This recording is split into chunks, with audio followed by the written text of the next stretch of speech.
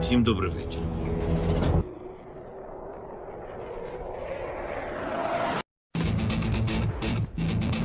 On behalf of the brave. On behalf of every father and every mother Wings for freedom. On behalf of our warriors and paves the way for a new history.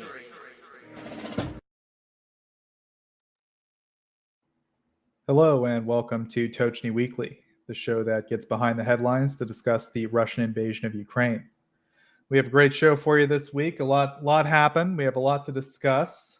So if you could, please do hit the like button and subscribe to Tochnyi. We really do appreciate it. It helps spread the word about everything we do, all the great work that our researchers do behind the scenes especially.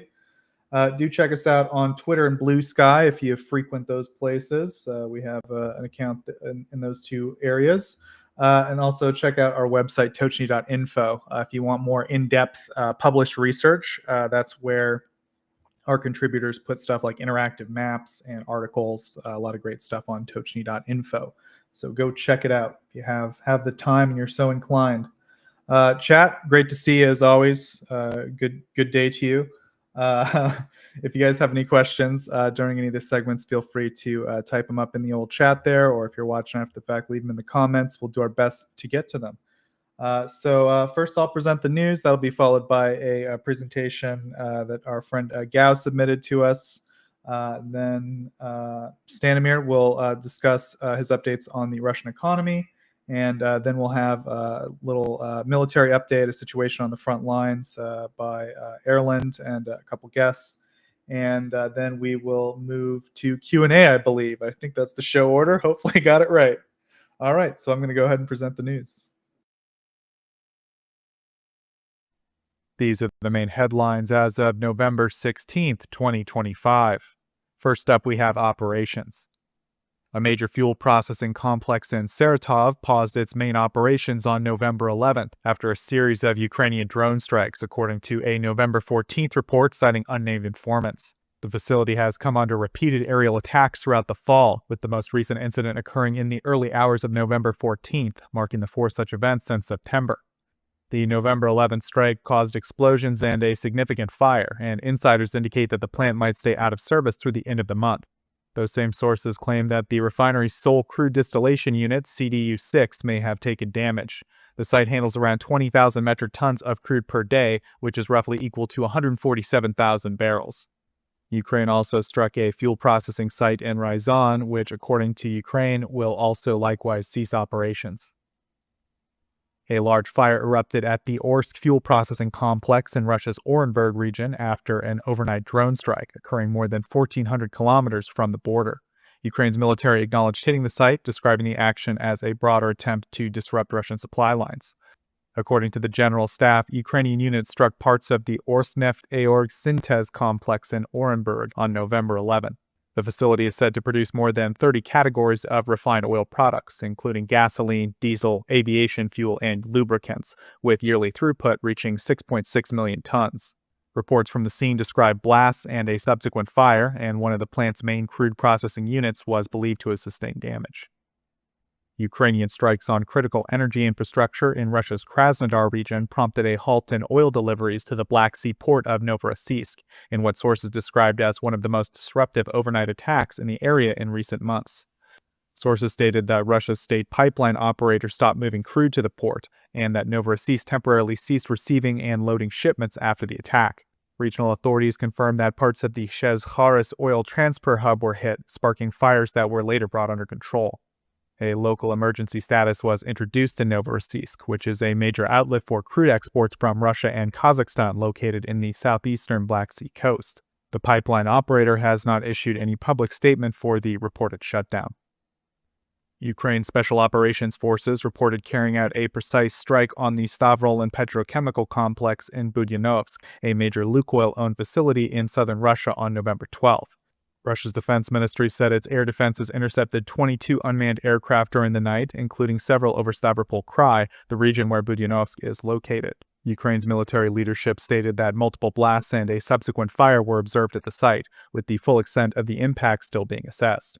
A prominent Ukrainian Telegram channel released footage claiming at least 3 direct impacts on structures within the complex, and residents in the area reported hearing detonations.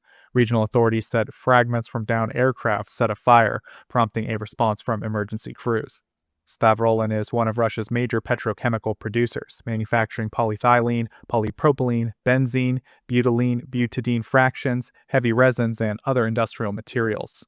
Ukraine's military stated that the facility also contributes components for unmanned systems, composite structures, vehicle body elements, seals, and insulation used in various Russian military platforms. Budyunovsk is roughly 500 kilometers from the current front line. Up next, we have economy and aid. 8 Baltic and Nordic states jointly unveiled a $500 million package of weapons and ammunition for Ukraine on the 13th of November, aiming to reinforce the country's defenses as winter approaches and Russian attacks on civilian and energy infrastructure intensify. The equipment will be drawn from U.S. stockpiles through NATO's Pearl mechanism, which identifies and prioritizes Ukraine's most urgent battlefield needs.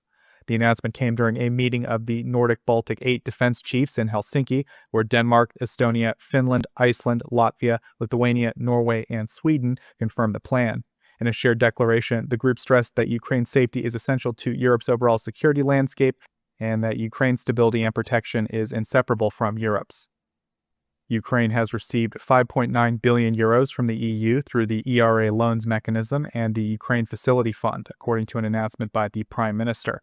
She stated that the $4.1 billion provided under the ERA loans program represents the final installment of the €18 billion package financed using proceeds from the frozen Russian state assets, describing it as a sign that Moscow is beginning to bear financial consequences for its actions and as proof of continued European backing for Ukraine's ability to withstand the invasion.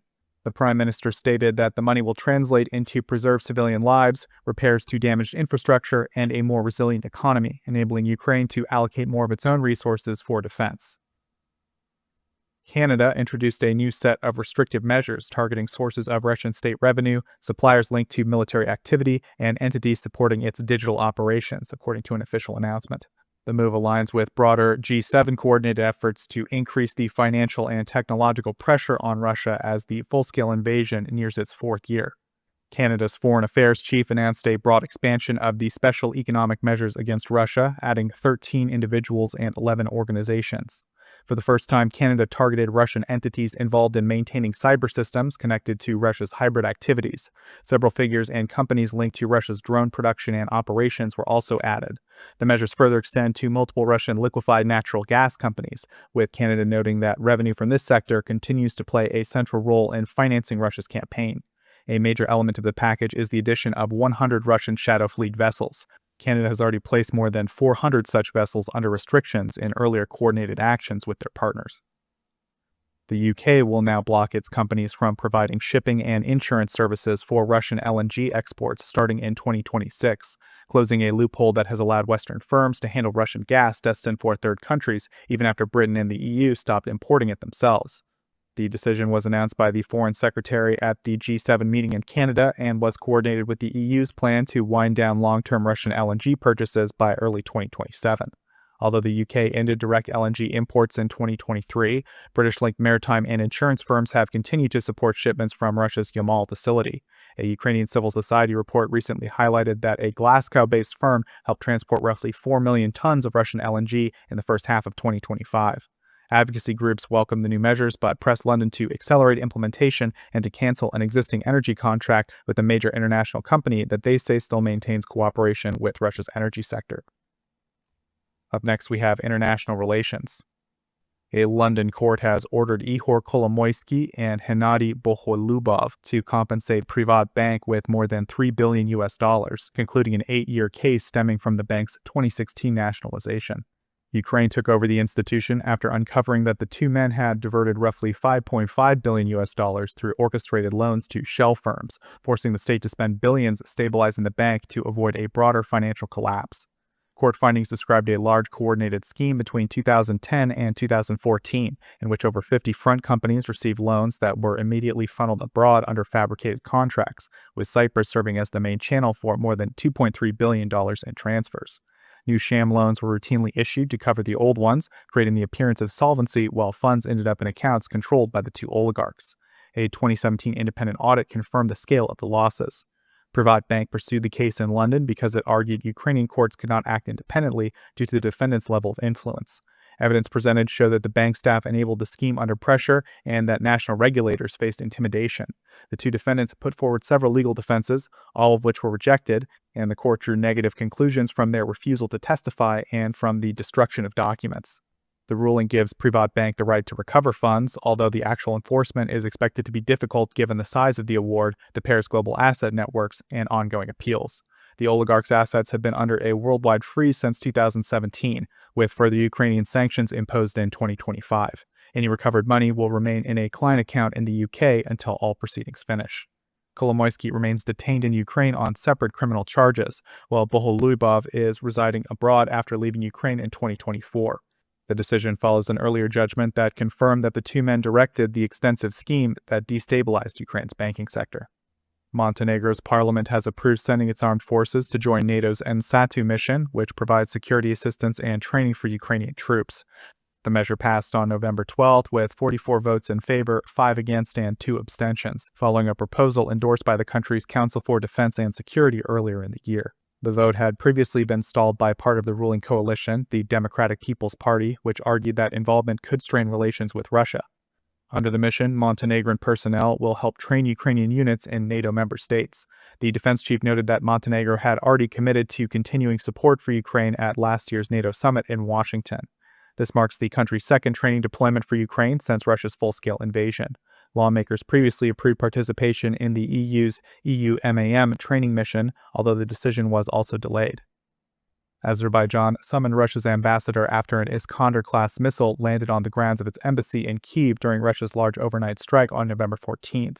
The strike damaged buildings and vehicles but caused no staff injuries. Baku said the incident adds to a pattern of Azerbaijani diplomatic and commercial sites in Ukraine being hit during Russian attacks, including the damage to the Kyiv embassy and the Kharkiv honorary consulate in earlier incidents, as well as a strike on the Sokar oil facility. The foreign ministry demanded that Moscow investigate and provide a full explanation, calling attacks on its diplomatic premises unacceptable. The episode risked reigniting tensions between the two countries, despite Putin's recent attempts to improve relations. Azerbaijan's leader condemned the strike in a call with Ukraine's president and said this was not the first time Azerbaijani-linked sites had been hit. I'm sure Russia will launch a full investigation that will transparently explain how the missile hit the embassy, and Azerbaijan will be completely satisfied. And last item this week, Ukrainian anti-corruption detectives carried out a major operation after a 15-month investigation into wrongdoings in the energy sector. Authorities say they recorded around 1,000 hours of audio documenting a high-level network influencing major state companies, including the nuclear operator Energoatom. Earlier, investigators already caught a senior Energoatom official soliciting unlawful payments from a contractor, and NABU said more details would follow. The case triggered a political crisis when it became public. The investigation centers on an alleged $100 million kickback scheme tied to Energoatom, with partners required to pay 10 to 15% to keep contracts or avoid payment blocks. Ukraine's anti-corruption investigation agency NABU named 7 suspects, identifying the businessman Timur Mindich as the organizer. Mindich, once closely linked to President Zelensky, left Ukraine shortly before a search of his home. Another alleged participant, the businessman Alexander Tsukerman, is accused of running the money laundering back office that processed the funds. Both men fled abroad and are now under Ukrainian sanctions. 8 people overall have been charged so far. The fallout escalated when NABU released recordings in which suspects discussed illicit payments using code names. High-profile figures were implicated, including 2 cabinet members and a former deputy prime minister. In response, Zelensky called for the implicated ministers to step down and emphasized the need for integrity in a sector already under pressure from war-related power outages and Russian strikes. The energy and justice ministers submitted their resignations and denied wrongdoing. Public anger intensified because earlier in the year, Zelensky had improved legislation weakening anti-corruption bodies, prompting protests and a temporary reversal of the law. At the same time, a NABU detective involved in the Energoatom case was arrested by Ukraine's security services on separate allegations of aiding Russia, which his defense argues is politically motivated. As the investigation continues, Ukrainian leaders have stressed that officials involved will face consequences. And that's it for the main items this week. We will now move to the next segment. Hello guys. As always, I will now present this week's most important news from Germany regarding Ukraine. And this week I only have 2 items to report. Last week I talked about plans to increase next year's funding, so 2026 funding, for the military assistance of Ukraine provided by Germany by another 3 billion euros to 11.5 billion euros in total. Today, 1 week later, I can happily say that the Bundestag's budget committee approved all 3 billion euros on Friday. According to media reports, the additional funding is to be spent on artillery, drones, and armored vehicles. As every year, however, part of the total funding will also be spent on other means, like replacing equipment for the German Bundeswehr, which was given to Ukraine from Bundeswehr stocks at an earlier time. In addition to an already high sum, so certainly a high 3-digit million euro sum at least, a small portion of the 3 billion euros will therefore also be invested in the repurchase of 2 MIM-104 Patriot fire units, which Germany recently delivered to Ukraine. The final approval of the entire 2026 federal budget is planned for the end of November.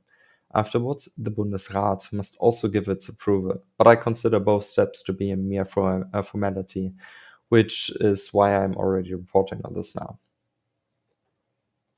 And already last but not least, on the same day, Germany's Minister of Defense Boris Pistorius announced at a press conference in Berlin following the Group of 5 meeting that Germany will co-finance another Pearl package with at least 150 million euros for Ukraine, meaning that Germany has now pledged a total of 580 million euros via the Pearl mechanism. And that's already it for my segment, so back to you, Joseph.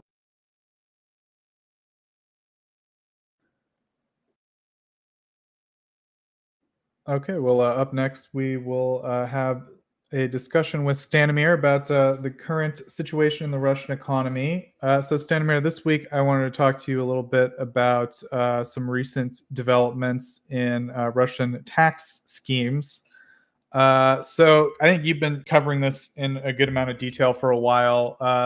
Russia has had a lot of problems with its electronics industry on a few different levels. They've tried to make their own microchips.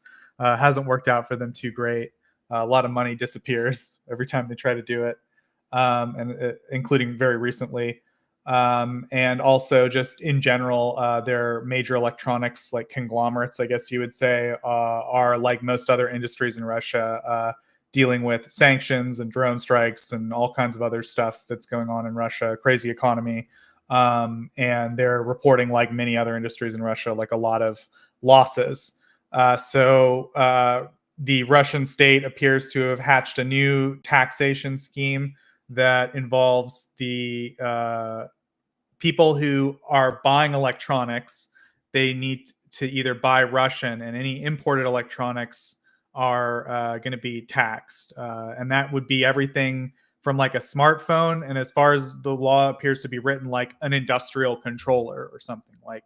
So, you know, when we say electronics, not just like consumer electronics, although that definitely would count, but also maybe more expensive electronics. So I don't know, Stanimir, did I get all that right? Did you want to discuss that? Yeah, go ahead.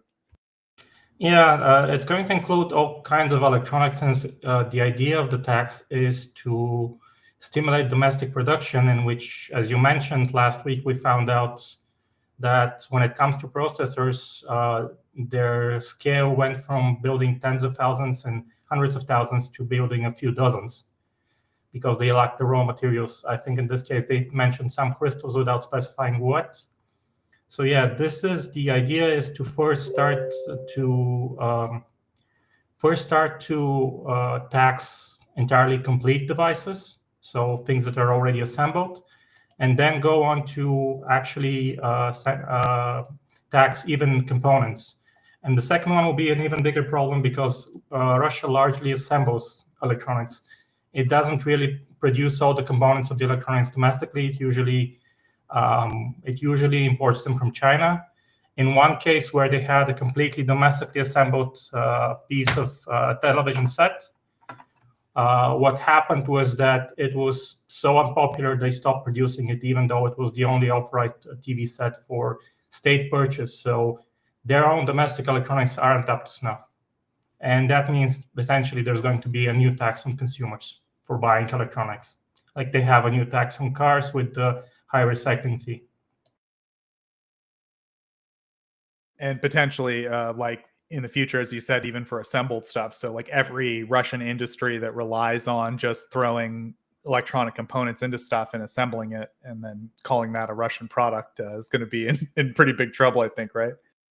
Yes, and there have been recent cases where, for example, lights that were built within Russia that they said they were building them with Russian components, on secondary inspection, they found out that the company only did that for the first batch that it used to certify that they were building Russian domestically produced lights, and then they started importing Chinese parts to build the lights. I think it was for LED displays.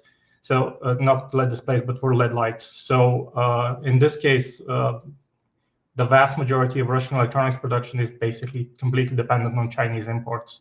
So I don't see how this will work out apart from a new tax on components. Yeah, so I think just another sign of kind of economic desperation from the Russian treasury, and also the fact that the Russian electronics industry is doing so poorly, they feel the need to try to, get rid of competition by including this, I guess you'd call it a tariff or a tax. I think that's all I had for you this week, Stanimir. So I think we can go to your general report on the Russian economy. Okay, and I'll first start with, again, the gasoline news, but this week it's less. So in terms of regions, I haven't added them to the map because they were already on the map, but I keep mentioning that in my disclaimer that we haven't had local news from Yakutia saying there are shortages, but this week we have local news saying there are shortages at gas station chains and also queues, and even limits and entire gas stations being out of gasoline. This has been gradually happening with prices going up by a few rubles every week, to the point where now there are actual shortages in Yakutia. Even last week, local government denied the claims that there were shortages. And then, like clockwork, we had shortages in Yakutia. So one of the three regions I'm not certain for is no longer up for debate on the map. We had new excuses for gasoline shortages at gas station chains. This time it was in Novosibirsk, where gas station shortages persist. So they said that the chain Nafta 24 was rebranding itself as Step Oil, which is one of Lukoil's chains. However, they weren't doing any work on rebranding, and there was just no gasoline for sale, even though there was some diesel on some of the gas stations for sale. The other excuse that came up this week was from Krasnoyarsk, where there is a gas station chain called 25 Hours with a lot of locations. And local news said that it's probably of lower priority for the owners of the gas station chain to deliver gasoline because they moved to another region and are working on other business endeavors. I'm not certain anyone would actually do that because they're just ranking in losses at the gas station chain. So there continues to be a shortage in Krasnoyarsk. And in Sakhalin region, there are both shortages and also there is a new price set at 104 rubles per liter of gasoline, which can be visible at gas station chains. So that's, I think, close to a new record in Russia in terms of high gasoline prices. We also had some different news when it comes to the Orks refinery, which I think I have to correct. Joseph was first had a fire, and then as they were trying to repair the damage from the fire, Ukrainian drone struck. But the interesting thing was that they called this attack by Ukrainian drones an unfavorable external factor. So I'm expecting this to show up on the Ukrainian drone as the name in the near future. There was also a fire at the Tatarstan-based Stanimir refinery. And I've mentioned it in previous broadcasts that we have learned that they've delayed entering maintenance for as much as possible, and that may have been the reason for the fire at the refinery. Now, when it comes to the other map I keep track of, for the outages of utilities, this week, what I have to point out is that we have the highest result for this year in total of outages. So it's growing both because of Ukrainian attacks, but also because of a lot of other regions reporting outages that weren't on the map previously. So we have something like a record of 273 reported outages, which is the highest for this winter season so far. And now from next week, I'll keep a chart that shows the outages between different seasons. But I think this season we're starting at a 10% higher number of outages than the previous seasons, if we look at that. So when it comes to the rest of the main news for this week, the important part was the budget deficit and how to fund it. So we had news of the budget deficit for October 2025. For the federal budget, it stood at 4.19 trillion rubles.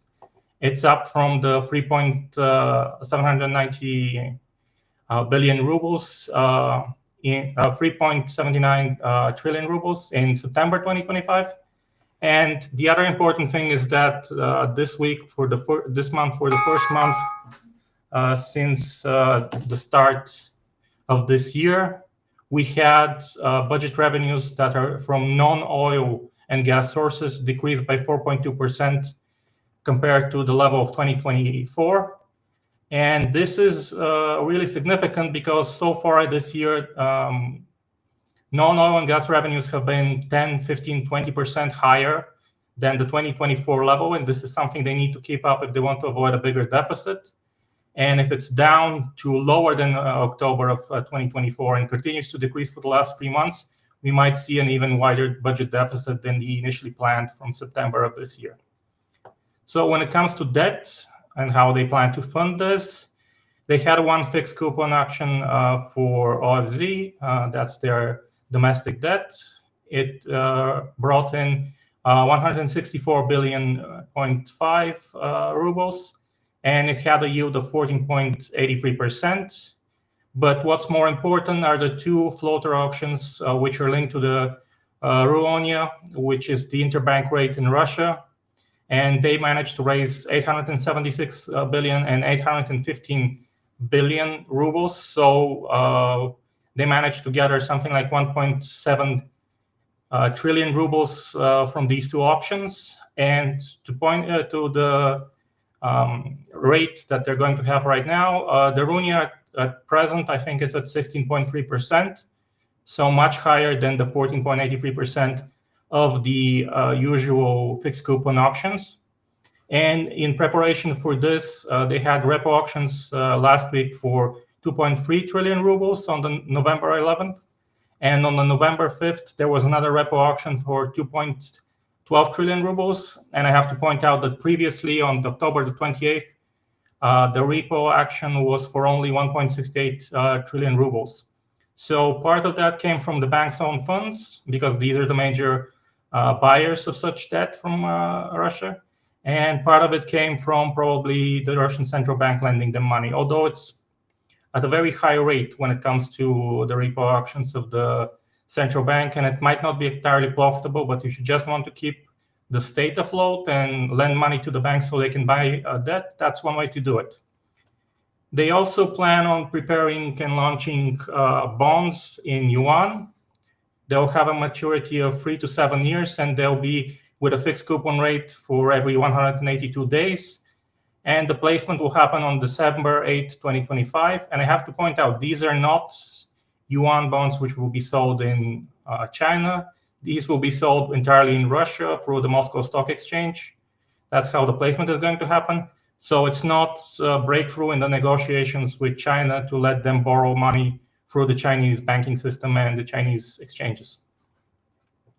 We also had big news for Russian oil exports. For last week, the discount of Ural oil dropped from $13 to $14 per barrel to $19.4 per barrel. So basically, last week, the Ural oil was selling for around $45 per barrel, so much lower than it has been before, and it's now below the $50 mark, which is the critical point for the Russian Ministry of Finance.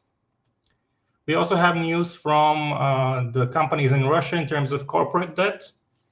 So out of 714,000 companies in Russia with outstanding loans, 171,000, or roughly 24%, were late in servicing their debt. And this is double the number than compared to the start of 2023. And the volume has grown to around 3 trillion rubles in terms of overdue debt from the corporate sector. However, I have to point out that in terms of the entire portfolio, the 3 trillion remained relatively small at 3.9% of the ruble portfolio and 1.4% of the foreign currency loans that are being handed out to companies. The final major story from this week is that the Russian transportation market is again facing difficulties, with already 6,700 companies liquidating since late October.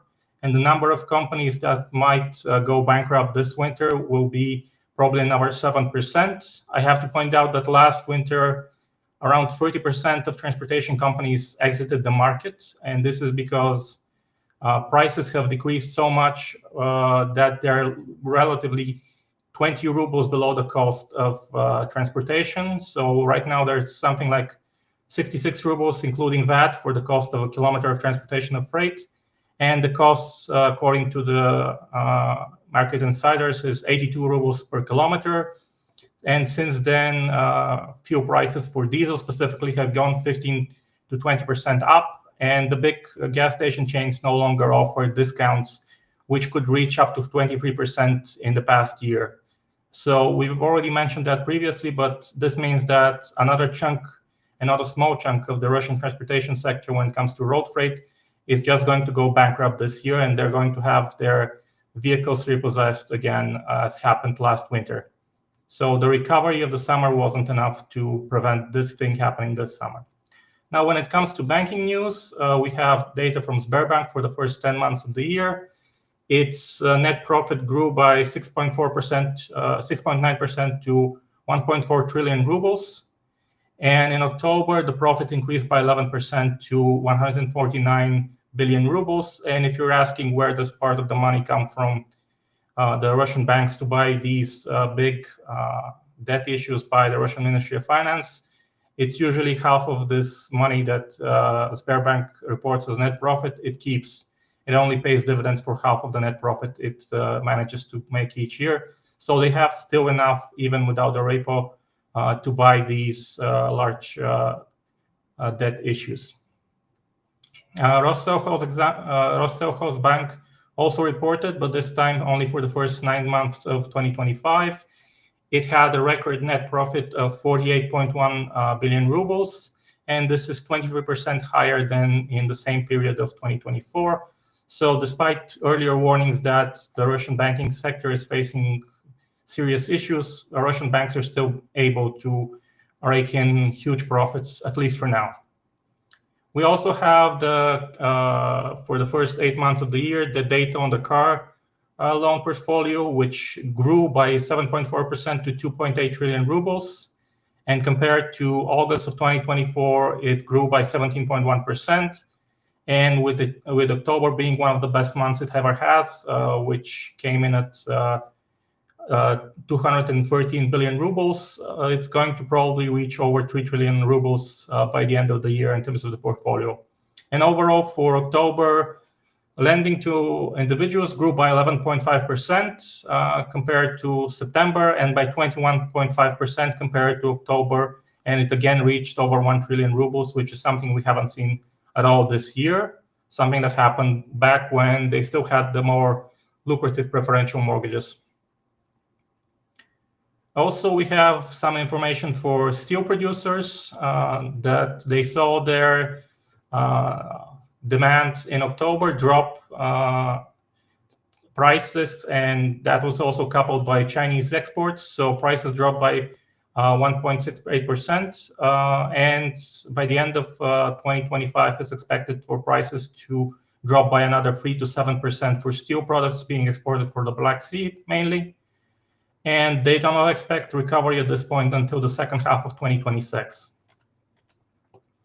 For the Russian coal sector, we have relatively good news for them this time, however. So thermal coal exports in October for Turkey grew in price by 1.3% over the last week.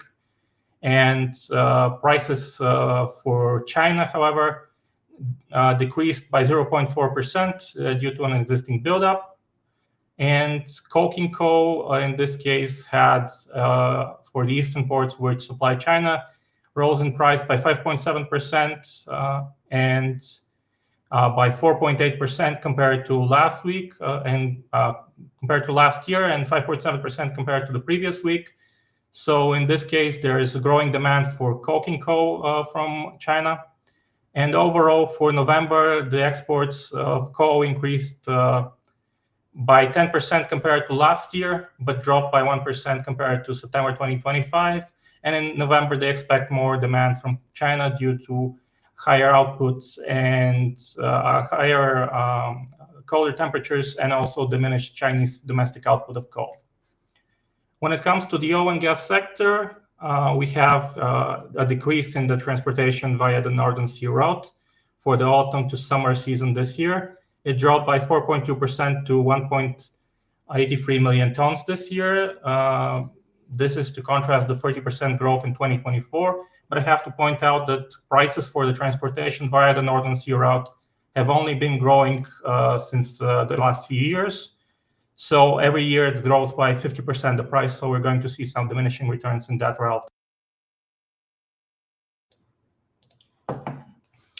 We also have the Orenburg gas facility, the gas processing plant. It managed to return to full operation from the Kazakhstan field it uses. So after the October the 23rd, during the Ukrainian attack, it dropped its production to 200,000 cubic meters per hour, and now it's back to the range of 750 to 850,000 cubic meters per hour, which means it's operating normally. So it took them something like 3 weeks to return to normal operation. And according to the Kazakhstan energy minister, oil from the country continues to be shipped as usual from Novorossiysk. This is because the Caspian terminal is actually located away from the Novorossiysk terminal that Ukraine targeted, and hasn't been struck by Ukrainian drones, apart from one point where its pumping station was hit by Ukrainian drones, but currently it's not being impacted. As for oil that passes through it, only 7% of it can be from Russian sources, because this directly links to Kazakhstani oil fields and not so much to Russian oil fields.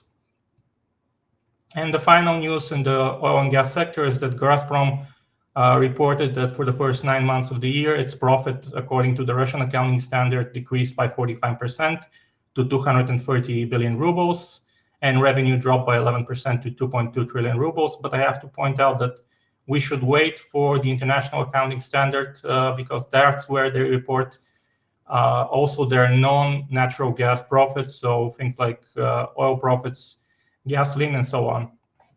So this is just a preliminary reporting, and we have to see the entire picture to see if they're doing well or if they're doing worse than last year. For the construction market in Russia, for the share of warehouses built to suit, for the first 9 months, we saw a decrease of 5% to a 48% share.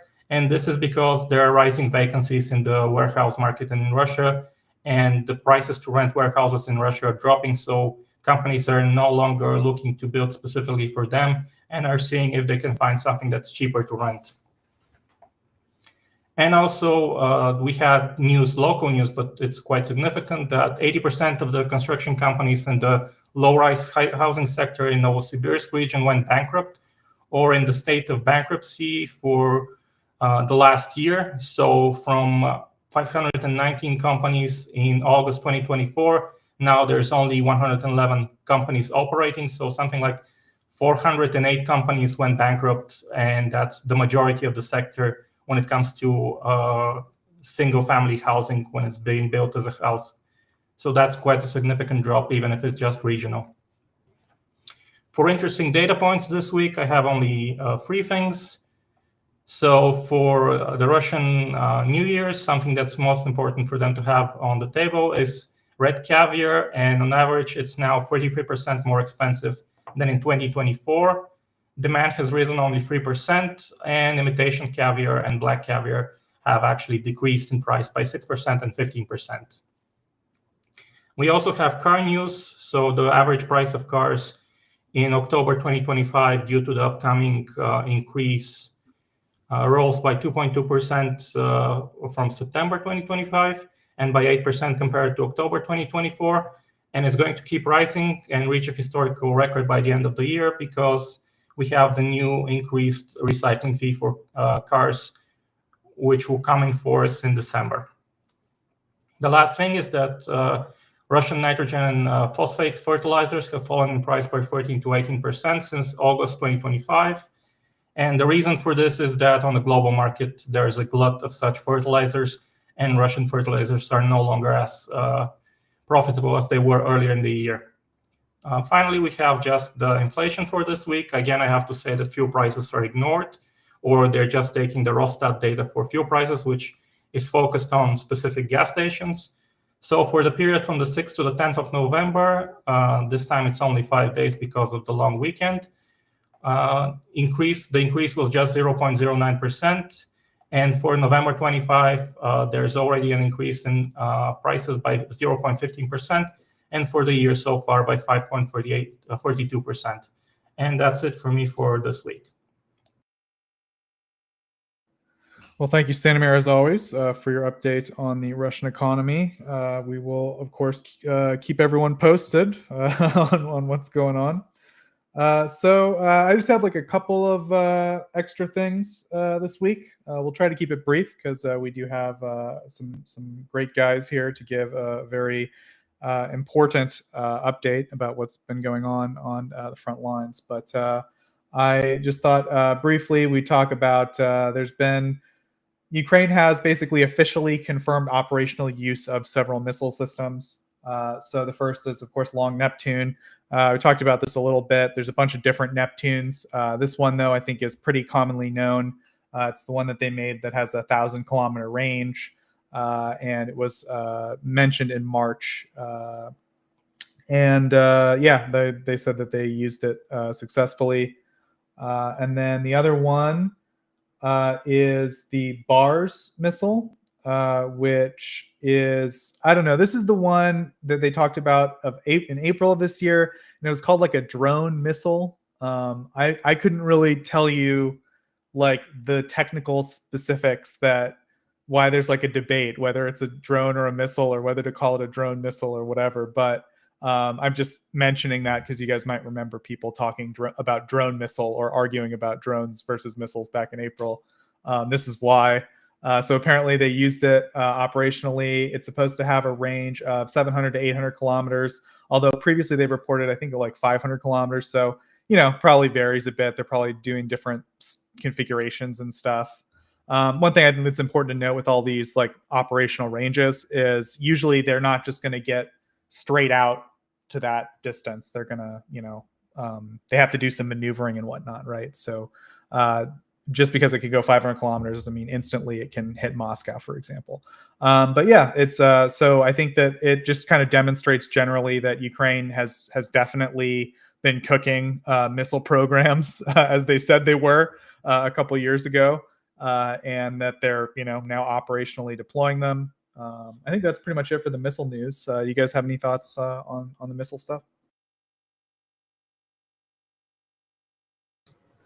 Okay, cool. Yeah, so they hit like 3 other things like while I was asleep after I did the news report. So it's going well, I think, for the long range strikes for Ukraine.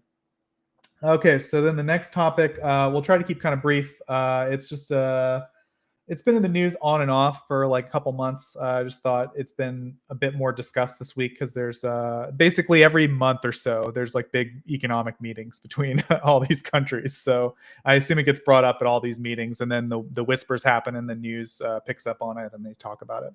But there's been some discussion for a while that Belgium, which the company Euroclear holds the majority of Russians' assets that were frozen in Europe, that basically a loan should be given to Ukraine using that amount of money as collateral.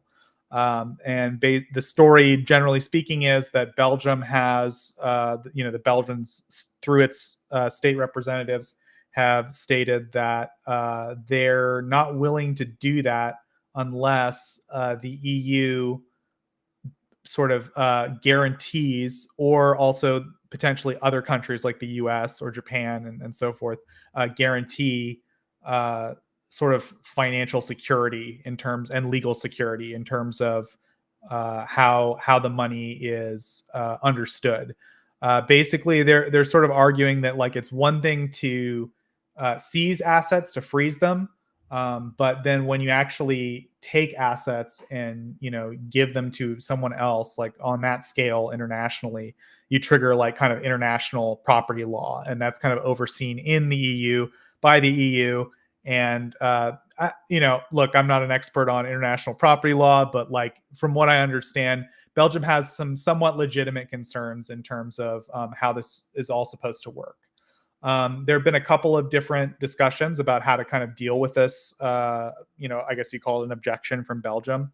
I'd say the main one that has been explored is that they're trying to have other countries kind of share the risk of this being a problem, this legal risk of basically Belgium's arguing that like this money is sort of caught up in legal concerns and that it's not going to be valid collateral, something like that. So that Belgium has suggested that it's possible that other countries could sort of sign some treaties with Belgium that would guarantee that the risk of any kind of problem would be shared. The other option, which I think is a much more solid option, because to me, it seems like if we're just kind of moving the problem if we do that, right? Like at that point, are we really acknowledging that these are assets that can be used as collateral? Or it sounds like they're still frozen in kind of legal limbo if we're having other countries guarantee Belgium guaranteeing a loan to Ukraine, right? So it seems to me that that's maybe I don't want to say a red herring, but it's not a super productive line of moving this forward as far as I'm concerned. But I'm not a financial expert. Maybe there's an angle there I'm not privy to, but that's my hot take on that. I think the more solid option, of course, would be to have the EU sort of legally to protect this money. And the way they would do that, as far as I understand, is the EU would need to pass legislation that held Russia responsible for violations of international law in Ukraine, and that those finances would be reparations for like future restitution to Ukraine, basically like earmarking that money legally as penalties that Russia's paying for hostile actions. Because in international law, you have to justify that it's like an imminent danger. Like there are certain circumstances that you have to rise to justify seizing international property in international law, and that's one of them, is that there's like an outstanding reason. So that would be, I think, the most solid legal path in terms of like actually freeing up that money to do what we want it to do in this circumstance, which of course is like help Ukraine's budget and help Ukraine with weapons. But of course, and I think practically speaking, in terms of the EU's legal bodies, it would be a pretty open and shut case. I think it's pretty clear to the EU's legal bodies that Russia has committed like incredible violations of international law in Ukraine, like unfathomable violations. But the real issue there is legislatively, Hungary and Slovakia have a say. And that's why, Belgium's being kind of talked to directly about this, is because if they tried to do it through the EU, then we'd have to get a yes from Hungary and from Slovakia.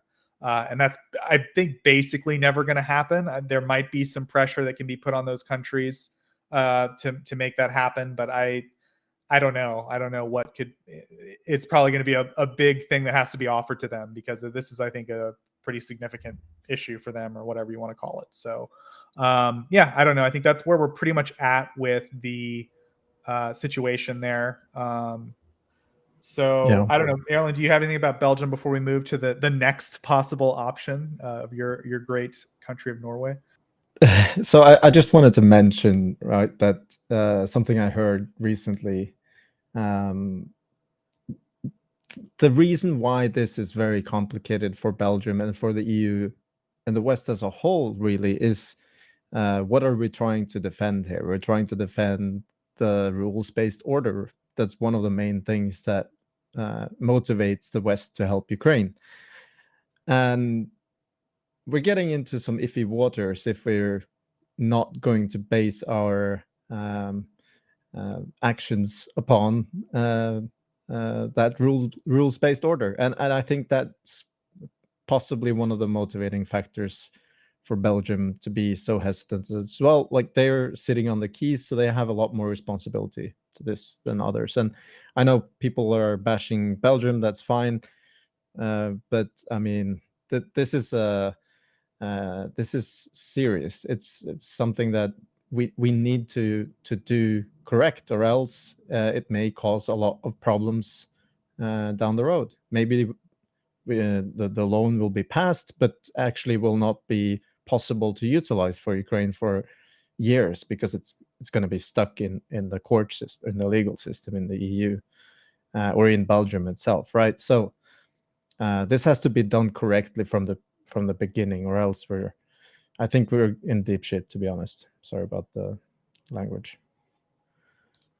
Yeah, so I think the general take from us is like we're probably not going to see a lot of movement on this anytime soon. It's theoretically possible that the G7 countries or the EU countries could all get together and, like, kind of, they, like I said, they meet pretty often for just coordinate on various economic issues. So we might see like a creative way to figure out ways around this or something. But generally speaking, I think that this would need to go through the EU legislature, and this money would need to be earmarked. And so, as restitution for Ukraine for violations of international law, et cetera. And I doubt we're going to see that happen because of the current, Hungary and Slovakia. So, stranger things have happened. I think for a long time we were just stuck on the natural gas issue. There were European countries that were just saying, like, we have contracts, we're not going to stop. But then, it did sort itself out eventually. So, sort of, I think, maybe. But anyway, so stranger things have happened. But I think that's kind of the state of things right now. So that has left us to turn to, of course, the great nation of Norway.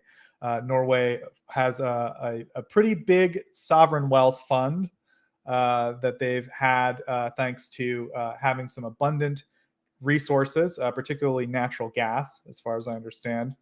And Norway, there's been discussion, I would say, for a while about Norway potentially using the sovereign wealth fund, not directly, but as some type of collateral for a finance mechanism to Ukraine.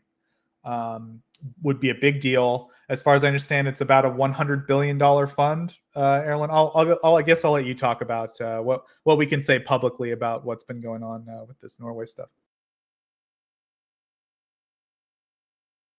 Yeah, so this is the disgusting amount of money that is in the care of the sovereign wealth fund, and one of the motivators for pushing to use some of this money for the benefit of Ukraine, or the support of Ukraine, has been argued by both Norwegian politicians, scientists, political scientists, economists, etc., because we have benefited greatly from the Russian, let's call it, energy war on Europe, where the sovereign wealth fund itself has had an increased revenue of more than 1,000 billion kroners since the start of the full-scale invasion. So that's kind of lays the ground for many of the arguments to use this wealth fund for Ukraine somehow in the past. And now there is a proposal which has been then commented by Stoltenberg about guaranteeing for this loan to happen. But one specific thing that is very important to mention that isn't just coming from Stoltenberg is that the proposal isn't about guaranteeing for the whole loan. The talks that I've heard about it from political circles is that there is a concrete proposal to guarantee for parts of it, but I don't know how much.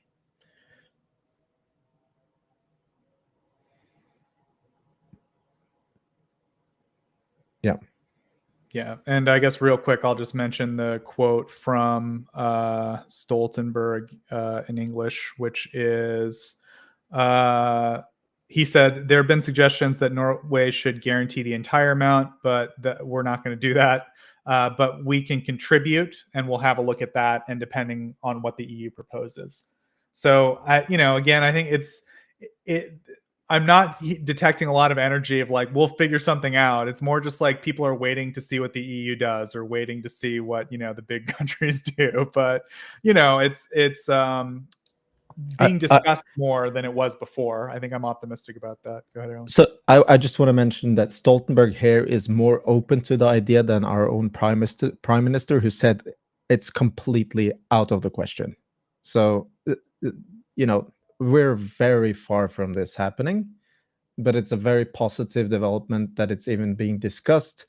It's pressuring Norway in general towards supporting Ukraine more because, frankly, I don't think this is ever going to happen. But when it falls through, there will be a massive amount more increased pressure on the government to double the aid to Ukraine. And that is a concrete proposal in the parliament that I think has a lot more realistic reality to it. I think it's a lot more realistic than Norway guaranteeing for this. We also put ourselves in a very complicated legal situation, right? So it's just so far from the mandate of the Sovereign Norwegian Wealth Fund. We'll have to change the whole law framework around the Sovereign Wealth Fund. So I don't think it's going to happen, to be honest. Don't want to be too pessimistic, but the positive thing about it is that it will pressure the government on other fronts. Yeah, and I guess, I'll just close this out by saying there is a pretty significant need for Ukraine to have some financial solvency here. It's, the economic situation in Ukraine, I would describe as, I guess, like, I'd put it this way, like, the Ukraine is on the rails, but the rails are unfortunately going downward right now. Russia, the economy is just the roller coaster is off the rails completely. It's just gone. But yeah, like Ukraine has some budgetary shortfalls. It's pretty significant. They're also negotiating with some creditors for their national debt. And some of the creditors they reached an agreement with, but there's like, I guess you'd say, some holdouts. And they've been in some pretty tense negotiations with them, and they defaulted on one payment. So it'd be really good if they had like some financial leverage to negotiate with those lenders and to deal with those budget shortfalls. And of course, obviously, on top of all that, it would be great if they could invest more in their domestic, military production, because that would they're one of the real only countries that can scale up to the extent that, in a realistic time span, Ukraine requires.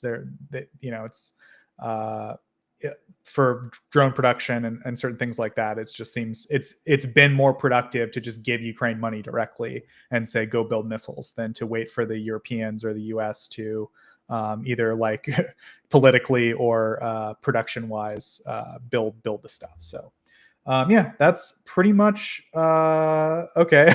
So we're going to talk a little bit about a Frontline update in a moment here, but yeah, that's pretty much the situation with the financial stuff going on with Ukraine and with Belgium and with Norway. I think we're good, Erlend. Is that, you guys ready to go? Yeah, I just had to refresh my browser. Okay, no worries. It's like right when I wrapped up, Erlend was like, I got to refresh, go for one more minute. And I was like, I don't know. I just wrapped up. I don't know. Could have plugged something. I don't know. Do we have anything to plug? Is there any new article, anything we published lately? Well, now I'm back, so we can probably go to the next subject. But yeah, thank you, Joseph, for bringing up those points, though. Yeah. Okay, I'm just going to take over. So I want to welcome first, for the first time on the stream, Sirdo, and welcome back, giK. Hello, everyone. Yeah, good evening, everyone. So maybe you can talk very briefly about yourself, Sirdo, but you're one of the guys working with giK that has been here before on the Unit Observer project. Yeah, basically, the sort of giK's counterpart on the Ukrainian side on War Unit Observer. It's about 5 guys, and 2 of us focus more on the Ukrainian unit side.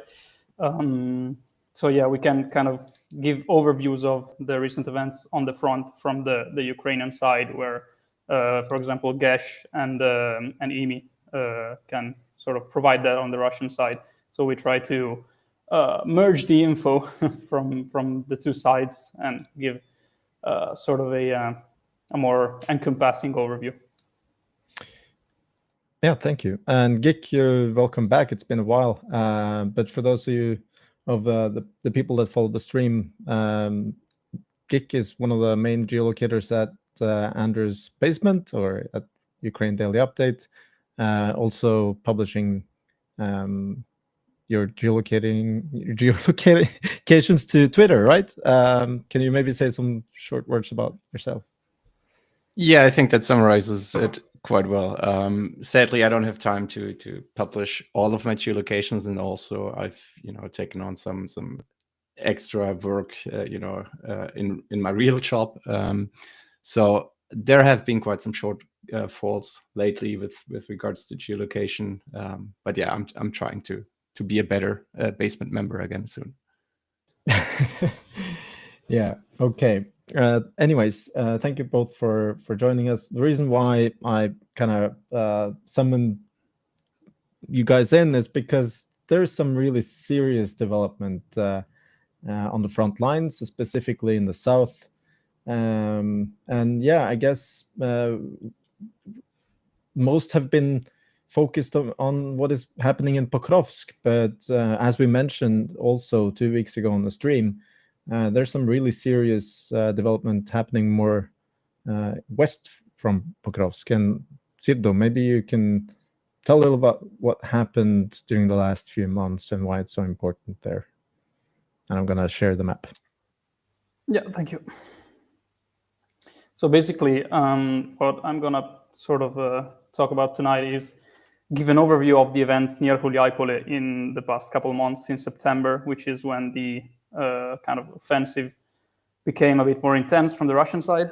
I will start by giving a bit of an overview on the hierarchy on the Ukrainian side here, which is basically the southern edge of the 20th Army Corps sector. This is kind of it's been a bit of a problematic unit since it deployed in the spring, and it has been probably one of the worst performing corps in general. It has seen, I think, a couple of changes of commands in the last 3 months or so. So it's kind of an indicator of what the issues we might see in this area could be.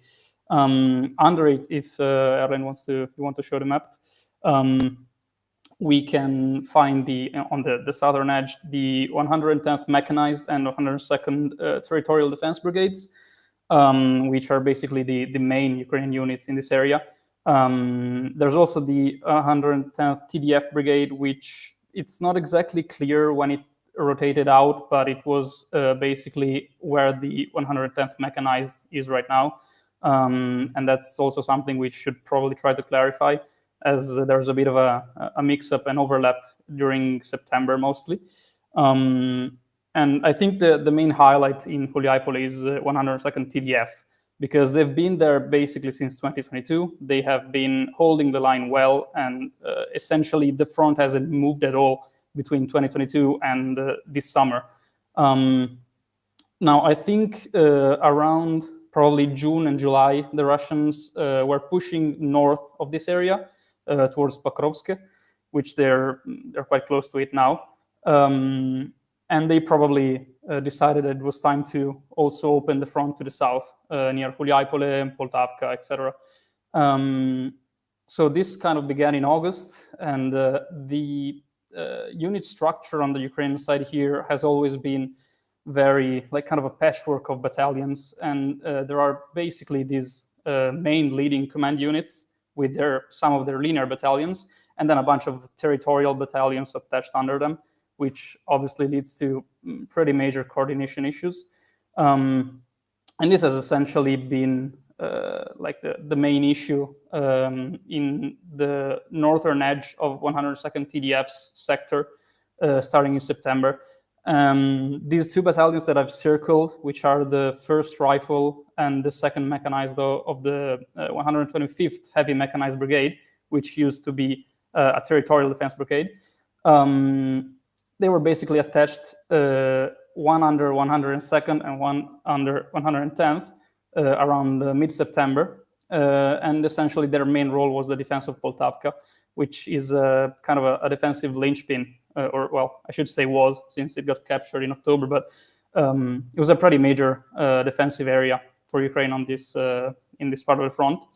And recently, just this week, an article came out on Hromadske, which is basically about the experiences of these two battalions, which, again, as is stated in the article, were attached to two different brigades that were not their parent brigade. And basically, they deployed in the middle of September, and by the middle of October, their main areas of defense were lost, and they suffered pretty heavy casualties. I think we can move to the map depicting October, probably, because there was a kind of another major event, which was the deployment of a battalion tactical group based on the 2nd Mechanized Battalion of the 142nd Mechanized Brigade. And this was theoretically an attempt to save the situation in Poltavka and basically reinforce the defense. But the reports are kind of not well sourced on this topic, but the rumor is basically the commander of this battalion tactical group went to the command post drunk, and I mean the performance of his battalion kind of reflected that. So basically, it was just the front was broken through in this area, and so we kind of get to the current situation. If we move on to the map depicting November, where basically the front near Poltavka and Malinivka has collapsed despite holding on since 2022. And now we are in a situation where Huliaipole is kind of almost getting encircled, at least from a logistic perspective. I've highlighted Rivnopilia as another town, since it has sort of like the secondary MSR for Huliaipole. The other one is the one we can see in yellow running north to Pokrovske, which is also another city which is getting kind of hammered by the Russian side right now. And I think this situation on the front is kind of a good example of the main issues that Ukraine is running into right now, which is, of course, the lack of manpower. And I mean, that gets voiced pretty much daily on Ukrainian Telegram channels, mill bloggers, and by service members. And the other one, which is poor command and coordination. In this case, we are seeing basically two brigades that do not belong to the 20th Army Corps being put side by side with presumably poor coordination from above, and basically getting assigned a bunch of attached battalions that also do not belong to them and might be anywhere between like 30 to 70% staffed, and having to hold the line against, in this specific case, two Russian combined arms armies, which are the 5th and 35th, if I remember correctly. And I mean, this is kind of like an impossible situation for these units. I think it's remarkable that in the Hromadske article, the service members of the two battalions I mentioned before actually say that the 102nd TDF Brigade's command was more than adequate and tried to support them with drones, equipment, etc., as much as possible, but it just wasn't enough. And I think this kind of highlights the fact that proper command elements on the Ukrainian side are not being properly sort of being put in a situation where they can properly act based on their skill. And for example, I think the 102nd TDF Brigade should have been one of the units to receive more equipment and be transitioned to the ground forces as a full mechanized brigade, but it was not, despite holding its front for literally 3 years. And yeah, I think this just, kind of demonstrates the probably a bit poor decision making or some other limitation that ZSU is kind of encountering at the moment. Yeah, thank you. I'm on the last point. It's obvious that the units on this side of the front needs reinforcement, and that's where Ukrainian armed forces are going to get into some trouble, because the 102nd has, as you mentioned, been holding this line for a very long time. They are the people who know best how to defend this area. But when they may now be reinforced, I would assume they may receive support from so to say higher ranking units, and then that's when you have some conflicts coming in. And will then the 102nd TDF even remain, right? So this becomes a very big dilemma for the ZSU. Do you have any thoughts about that? Yeah, I mean, I think the topic of reinforcements is obviously a big one, since this area has basically been skyrocketed to the top of everyone's attention in the past week. And before that, barely anyone really knew that stuff was going on. So I'm hoping, and maybe even assuming, that reinforcements are being sent here, for example, from the assault units, the sort of infamous at this point assault battalions and regiments. Yeah, I mean, certain Ukrainian units have shown that they can probably stabilize the front, even in like sort of dire circumstances and last-minute efforts. Obviously, the first Azov Corps was kind of like the main demonstration of this back in August at Dobropilya. And we know that there are, at least on paper, quite a lot of brigades and battalions that are potentially available. Again, on paper, we don't really know what their conditions are. But yeah, we'll see. Obviously, we have a bit of a delay in information. It can be like up to 10 to 15 days. So, for example, the events of this week may not be really clarified until the end of November, unless the units kind of announce it themselves by posting videos. So yeah, I think it's just, we just gotta wait and see how the situation evolves, and kind of hope for the best, I guess. So, Sirdo, one question here with regards to 110th mechanized. So, as far as I remember, they were actually in refit after Avdiivka, and they were kind of rushed back into the battle around Velika Novosilka. What can you say about their combat readiness as of right now? Yeah, actually, they got redeployed to Ocharatine in between. They got pulled out after Avdiivka in February 2024. Then were rushed back into Ocharatine, I think, end of April 2024. And then I think in fall of 2024, they rotated to Velika Novosilka, where in the winter they were also quite heavily attrited. And I believe it's kind of hard to exactly figure out when they were rotated out, especially because the drone battalion remained deployed near Velika Novosilka. So I think at some point in the spring of this year, they were rotated out. And we know almost for sure that they were in recovery in July, because I think on 1st or 2nd of July, their command post suffered an Iskander strike in Dnipro region, on the west side of the Dnipro, though. So they were in the rear for sure.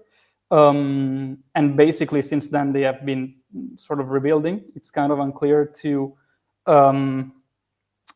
figure out whether the rebuild was at an advanced point before the command post strike. But they should have had like 2 or 3 months for proper recovery before being redeployed here. Obviously, it's kind of unclear to figure out at which point they were in that process. Yeah, we have a question. To the question. Yeah. Actually, I'm not entirely sure. Let me just read it first. I believe. So, yeah, okay. From Thierry, he asks, is that part of the front still under responsibility of Tarnavsky? So as far as I know, 20th Army Corps should be under sort of the group of forces east. But it's not entirely clear at the moment whether the commanders of the operational commands also command their respective groupings of forces.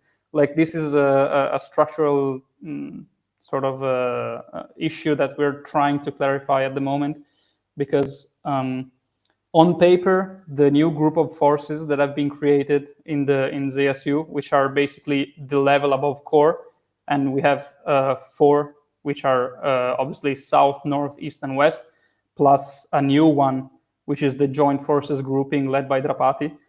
On paper, these four, the main ones, should be based on the respective operational commands and thus led by the same commander. But from like a more practical point of view, it kind of doesn't make sense to give the same commander both administrative responsibilities and operational responsibilities in commanding actual units on the front. So we kind of need to clarify this, and it's very hard to get sources unless some article is posted, for example, by Ukrainska Pravda or this sort of newspaper. As far as I know, this area should not be under responsibility of Tarnavsky. 20th Army Corps recently underwent a change of command, and it should be Nikolyuk, as far as I know, leading it, who's I can't remember which rank. He's a general, but I can't remember specifically which rank. But he was, for example, the leader of the defense of Chernihiv in the north in 2022. So historically, he has been a good commander. Obviously, getting such a problematic corps at this moment in time and being able to fix it within, for example, 2 or 3 weeks is essentially impossible. So it's going to be a bit of a longer term kind of. We'll see in the longer term whether he can successfully achieve that. Yeah, thank you. I think that's a common topic for many of the reorganized brigades that now have the core responsibility, is that doing these changes and adaptations during wartime is tremendously difficult. And if your resources already are low, then it's a real big challenge.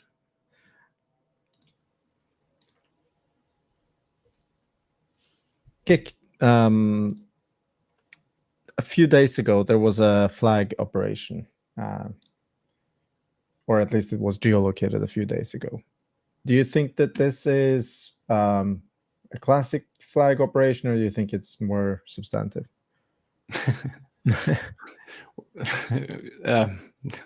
Based on the evidence, it's a pretty serious advance if you look in a couple of days ago on the map, right? But so here's the thing.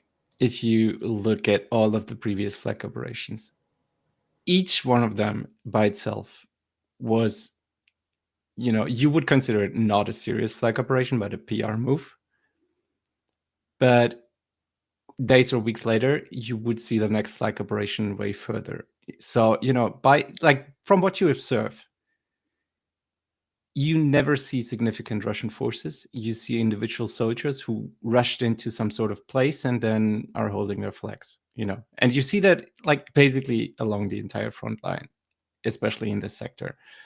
And you would always say, well, that looks like it was easy to prevent. And that looks like it is easy to, take back. But from what we understand, the guidance here isn't to retake that ground. And I don't think there's the capability right now at that front line for Ukraine to retake the ground. So yes, it's serious, even though you see a bunch of dudes walking around. This is exactly how they have been advancing there. And I don't know if now you want to show the image that I had prepared earlier for you. Yeah, I will. 1 sec. Yeah, because that now fits right into this scheme. 1 sec. Yeah. So exactly. This is a screenshot from War Spotting. The red dotted line is roughly, I was in a hurry, so I drew it myself. It is roughly what what we have observed, what the current front line is looking like. The blue dots with the Russian flags on them, this is vehicle losses. And I've chosen not to use our own map because we also track all sorts of different losses like pickups and so on, which War Spotting doesn't. War Spotting focuses mostly on actual military losses in the sense of, a loaf as an example only if it is a direct military loaf. There are different versions. We would track also the civilian loaves, and they would focus on the military loaves like EW vehicles and so on. If you look at this, and if you check the current front line and the abundance of nothingness of Russian vehicles behind, you can see that, at least when it comes to documentation, there is no sort of mechanization on the Russian side.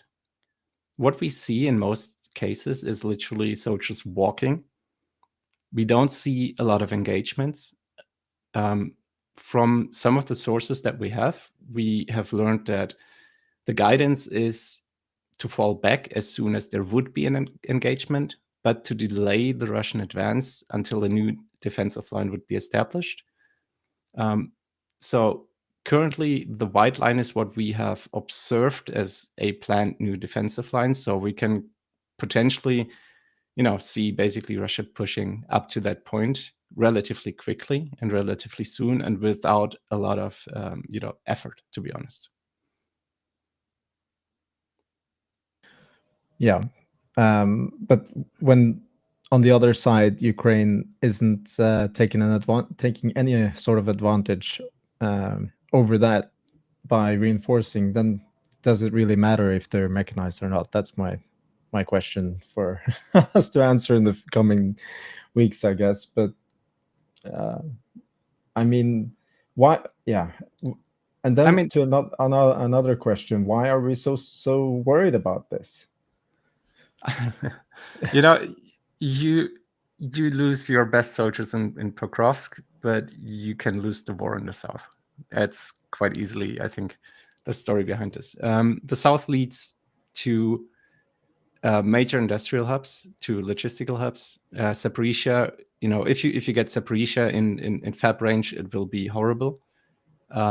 If you look further north, Dnipro is something like 110 kilometers out from the front line currently. If you get that within a range of something like 50, 60 kilometers, you can probably, FAB that town. There's currently, they're currently testing new glide bombs, which they say would reach 200 kilometers, but, it wouldn't be the same scale, I hope, at least.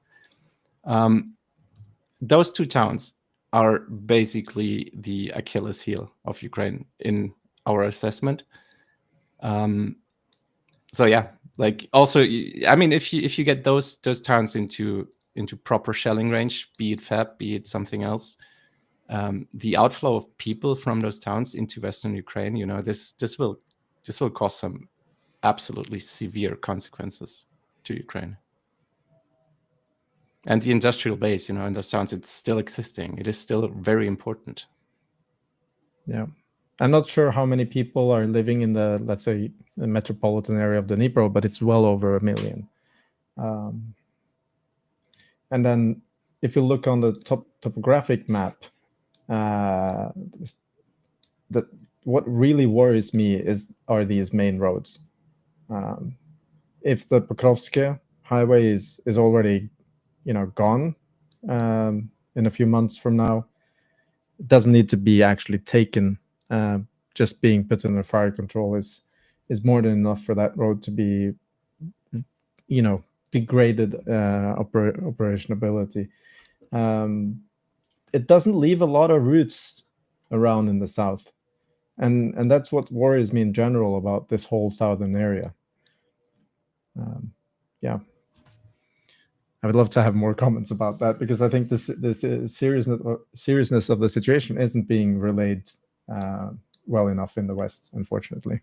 Yeah, I think also there's some psychological aspect here, which I think makes a lot of this predictable, or had made this very predictable. I was thinking, because Andrew and I, or Andrew and our group, we had a lot of discussions also about Pokrovsk, and when the focus was so heavily on Pokrovsk, and Andrew, basically since a year, he has always insisted that the goal is something else. And he has always insisted to look at the south, to make sure that you do not get flanked at Shuliapole, make sure that the defensive line there holds.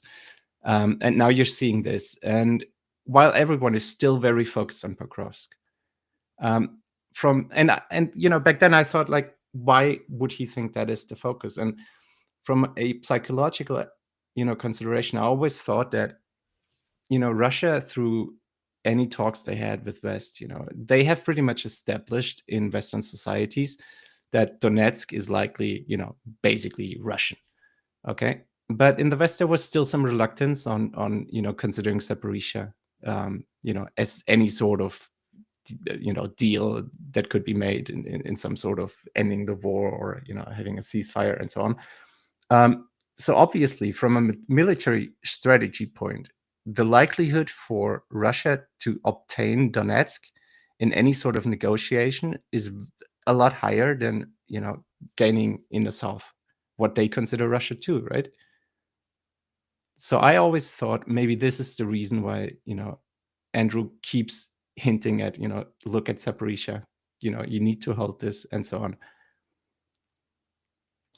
Yeah, and Zaporizhia, the city itself, has been under heavy bombardment, and I think even long-range rocket artillery fire for a few years already. But I don't know how the situation is there with regards of refugees, how many left, but it still is a very important city in Ukraine, economically as well. I think something worth mentioning is that this hyper focus on Donetsk seems to be even at the level of general staff in Ukraine. You have this super focus on Pokrovsk, and in the meantime, even before these big advances in the south and Huliaipol, etc., Kupiansk was basically in the same situation. And only recently, in the past couple of weeks, we have heard reports of reinforcements, etc. So I think there's this sort of hyper-focused mentality on Donetsk and holding the front, which, from one perspective, it's correct in the sense that the Kramatorsk agglomeration is key to holding the eastern front line. And, for example, Russia taking Pokrovsk obviously puts that under threat. Same goes for Chasiv Yar, Konstantinivka, etc. But, it seems like the south and the north are just completely ignored since 2023. And it's something that should probably change. Do you guys have any ideas of what needs to be done in order to prevent any further development here? Of course, it's arm sharing, but that's why you're here. It's first, the very most important thing right now is to change the mentality finally. We have seen tremendous successes of the Ukrainian armed forces, especially when they had properly prepared defenses. They had properly preempted and predicted Russian movements and Russian, goals. And they have led Russians into certain kill zones and so on. They have held villages for so long, defending absolutely brilliantly with, purely, genius strategy. But what we have observed in the last, I don't know how long now, how many months I would say, is Ukraine defending in some sort of reacting way, not preemptively, not predicting, but instead of, they listen to the Russians, react on what the Russians say, and then the Russians just walk somewhere else and literally walk somewhere else, right? So this change of mentality is one of the first things. You really need to get your game together now and prepare those defenses, proper defenses. There's no other way. And we don't see this. It can't be that soldiers need to dig under fire. This is you will be overrun because, if right now we see them walking, in my honest opinion, if Russia were to mechanize, north of Huliaipol, there could be some tremendous gains for the Russian side because I don't see much that would stop them. And I'm not sure if, the drone squads, which are certainly, having a lot of capabilities, but I'm not sure if they could, if there's enough to stop it properly. And I'm seriously worried about that. So right now you would look at who are the reserves that you could move there to stabilize this, and also, given the nature of Russian advance, to maybe even retake some ground there. But maybe Sirdo can talk about reserves and that situation. Yeah, I think in the context of not being reactive but acting preemptively, I would look southwest of Huliaipol as well. The Polohi sector, sorta, is held by 108th Territorial Defense Brigade. since basically 2022. So it's kind of like a same situation as with 102nd. And it's at the far eastern edge of the 17th Army Corps area of responsibility, which runs all the way from Kamyansk to this area. So that's a huge sector. And like, if I was in charge of this area, I'd be like, maybe, the Russians are going to try to repeat the same success on the western side of Hulyapole and basically make it easier to encircle it, and maybe start already sending some reinforcements there.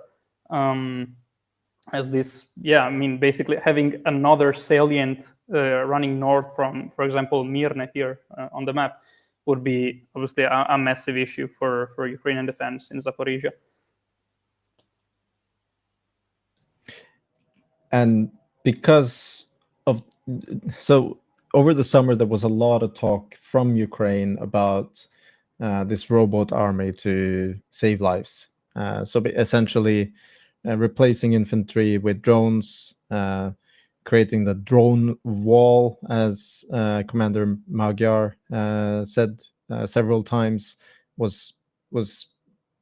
has somewhat failed, right? This is what we come back to all the time for a couple of years now, that Ukraine needs more infantry to defend.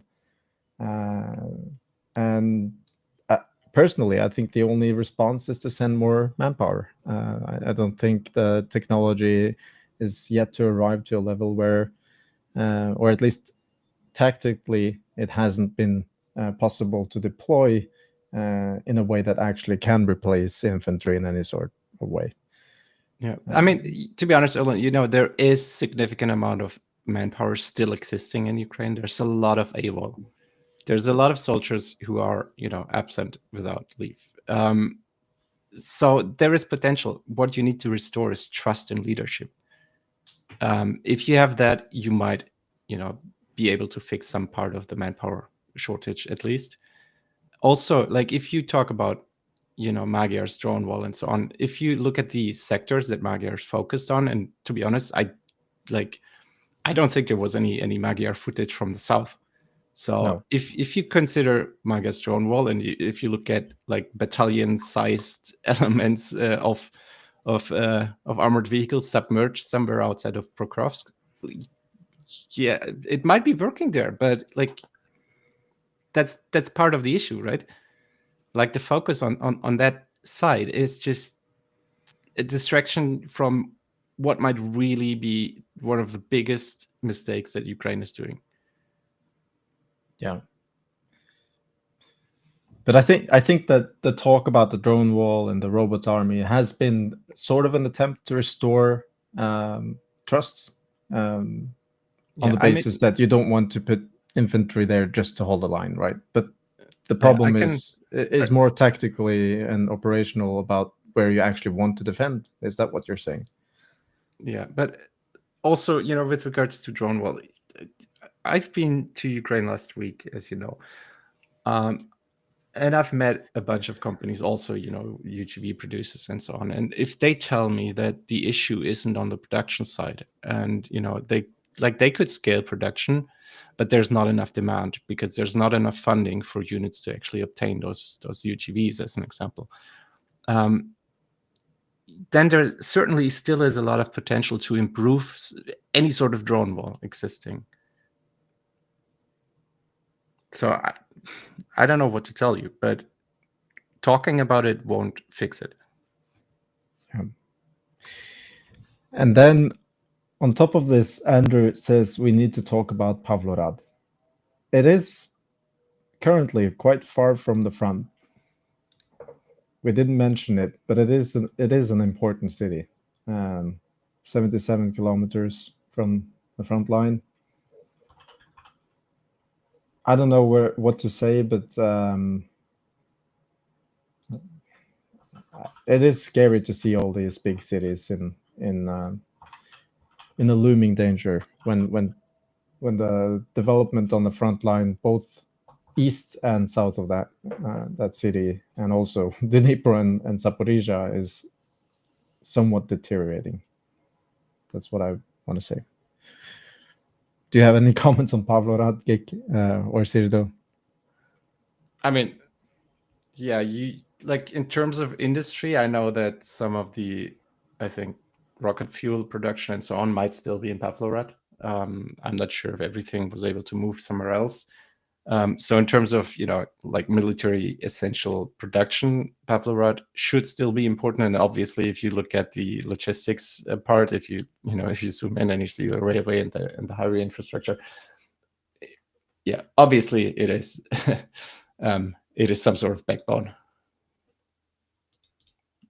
Yeah, and I want to say that about the Dnipro. When I was there 1.5 years ago, I was incredibly impressed about the amount of logistics that you see around the Dnipro. That's no secret. There's enormous amounts of transport going in and out of the Dnipro, and we know that there is a huge industrial base there. I feel that the Dnipro is somewhat of the Achilles heel of Ukraine, where if that city falls or becomes untenable to live in for most people, then it's sort of a last stance for the Ukraine that we know today. And I think that people need to know this. It's something incredibly important for the future of Ukraine to hold the front as far as possible away from the Dnipro.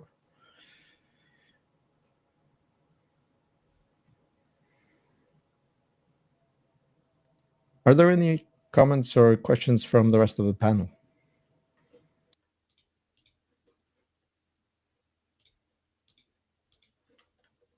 Sobering news. Yeah. So one thing I wanted to say about this whole thing, that there are things Ukraine need to do, that they've obviously done mistakes, both operational, strategic errors, but there is also a lot that the West can do, and we've never ever supported Ukraine to the extent that they needed. And I think maybe there are some countries around that should look at the situation, see how tremendously difficult it is for Ukraine to hold the line, and understand that it's the time to pay up. We are really far behind right now, and Europe needs to pay up the bill, and we don't need to talk about some imaginary loans. We have the money over state budgets if we want to. It just needs to be politically wanted.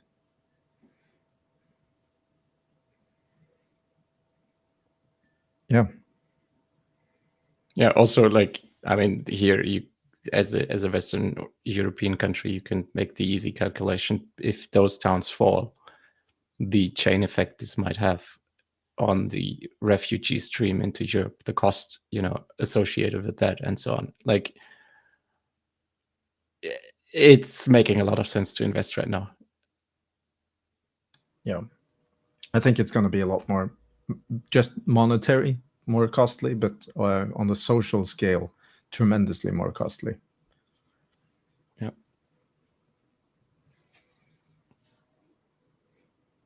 And for Ukrainians, it's about every town and village as well.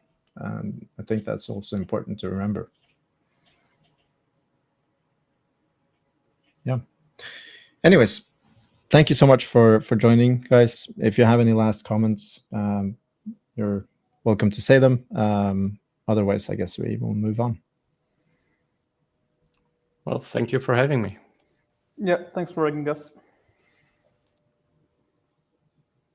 Josephs, it's your time. Come back anytime, guys. Cool. So yeah, we got a couple questions in chat. So the first one is from Oimbubi. I've never actually said your name out loud. Hopefully I did okay. Since Ukraine is now massively attacking substations, what will be the impact, and are transformers as on backlog as in the West? I think Stanimir is probably the best equipped to answer that question, but I think generally speaking, it's real bad for Russia. I don't think they can replace those transformers. Is that right, Stanimir? So far they've managed to, but I don't think they'll be able to fix it if this continues. We've only seen the start, and it's only going to get worse.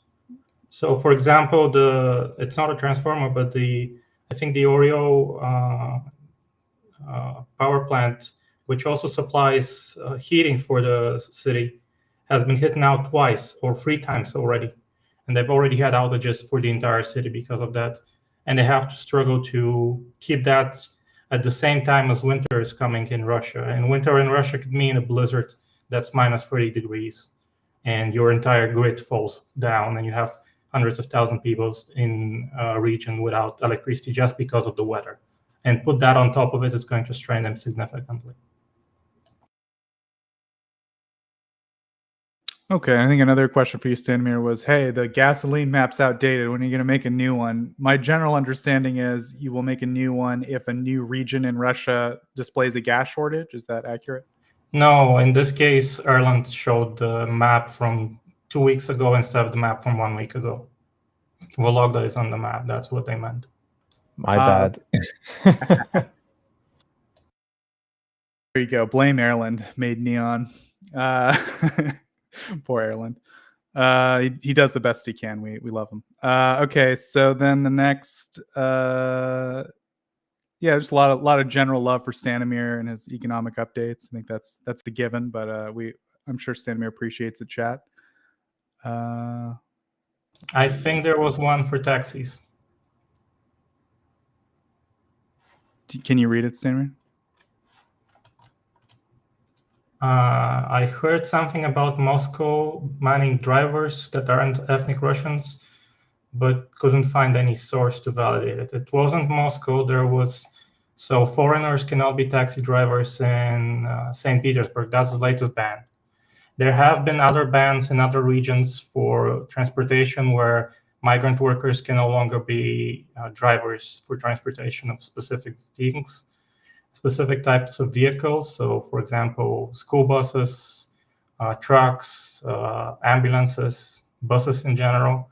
And yes, it's happening all over Russia, and it's completely eating into their reserve of drivers, which even with the Russian road transportation market collapsing practically, they're still in high demand.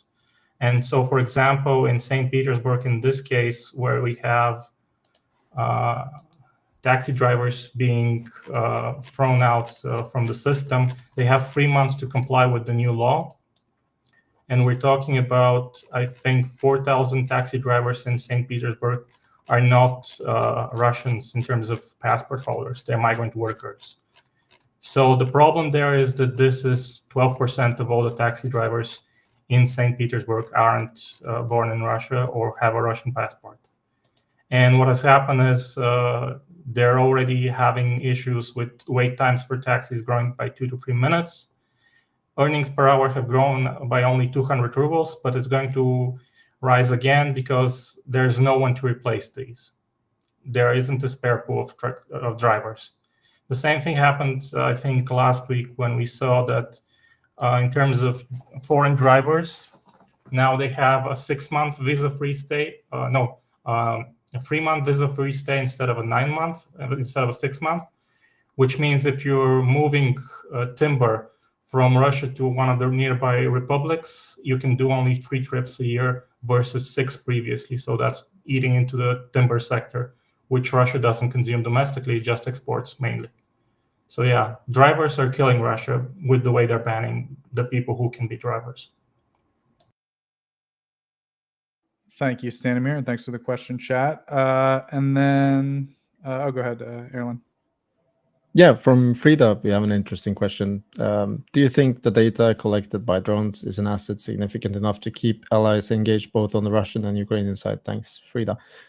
So I assume that the lessons learned and the data from Ukrainian drones, and possibly also the fact that we see Russia learning a new type of warfare, and that the concern about this is strong enough that we might be sticking with Ukraine for long enough, or whatever, what it takes, and not how long it takes, or whatever how you want to phrase it.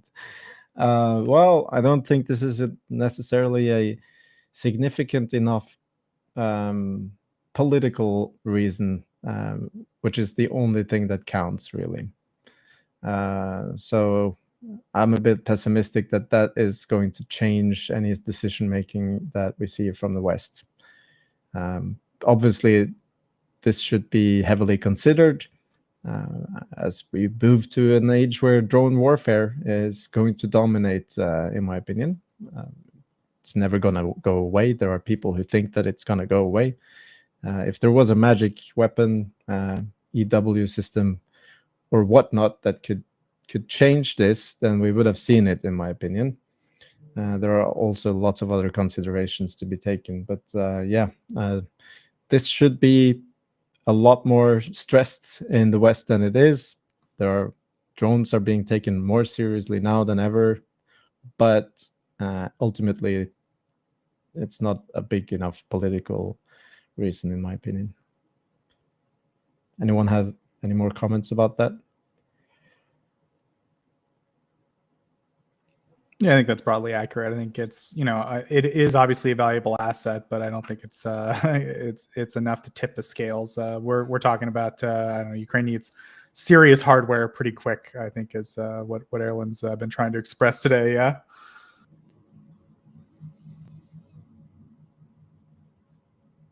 Okay, next question. One Grail asks, so with no power, no heat, and no gas leads to how many that suffer or worse? I guess that is for what is happening in Russia with the utilities, Stanimir. Well, they're not entirely out of heat and power and gas, but if you're used to watching Russian news in terms of these issues, you know that there are places that haven't had heating for 2 months, even though the season started 2 months ago. So they've learned to cope with this, but they also referred such cases to either local news or the prosecutor's office. And that's how you usually resolve them. But the prosecutor's office cannot resolve something that impacts the entire town. So it's not heat or gas, but it's water. And I think in this case, it's Saratov. And on any given day in Saratov, you have at least, let's say, 40, 50,000 people without drinking water. That's the reality of the Saratov system, that their water supply is that bad. So they've learned to live with it somewhat. But if it happens all over the region and all over all of the regions, it gets to a point where people start going out and protesting.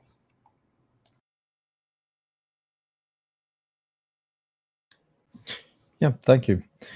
Kellen has a question for giK and Sirdo. Has Ukraine started building more defenses in Zaporizhzhia, the Dnipro areas, if Holypole falls? So, Sirdo, do you want to start? Yeah, we have a thread. Yeah, basically, as Clement shows in this thread. By the way, his fortification work is really good. Same as Playfra.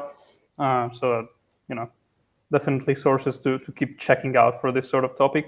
I think the 2 lines south of Zaporizhzhia that run basically east to west have been a thing for quite a long time, I think.